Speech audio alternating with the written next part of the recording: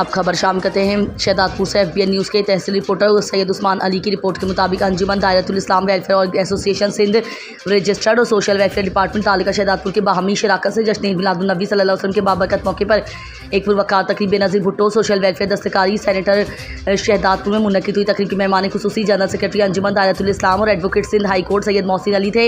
इस मौके पर दीगर मौजूद शख्सियात में Zahid Hussain Rind assistant director social welfare taluka Shahdadpur, Mohammad Nawaz Birohi assistant director social welfare थाना Tando Adam, madam Rafia Gilani CEO social democrats women welfare organisation, madam Rana Firdous human rights activist Sanghar, madam Zakra Khan CEO future welfare organisation समेत मुख्तलिफ खवातीन और मौजूद मेहमान बड़ी तादाद में शरीक हुए। इस मौके पर जनरल सेक्रेटरी अंजुमन दायरतुल इस्लाम सैयद मोहसिन अली ने खवातीन की हुनरमंदी और बाइज़्ज़त रोज़गार की फ़रोग़ के लिए दस्तकारी सेंटर को 5 सिलाई मशीनें देने का ऐलान किया।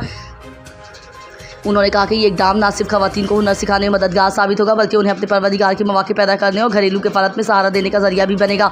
तकरीब में नात ख्वानी, तकारीर और खुसूसी दुआओं का एहतमाम किया गया। आखिर में नात ख्वानी करने वाली खवातीन को मेडल्स और ट्रॉफियाँ पेश की गईं, जिन्हें शुरका ने भरपूर अंदाज में सराहा। शुरका ने कहा कि जश्न ईद मिलादुन नबी सल्लल्लाहु अलैहि वसल्लम अख़ूवत, मोहब्बत और भाईचारे का दर्ज देता है और हमें अपनी ज़िंदगियों को हुज़ूर अकरम सल्लल्लाहु अलैहि वसल्लम की तालीमात के मुताबिक ढालने की ज़रूरत है।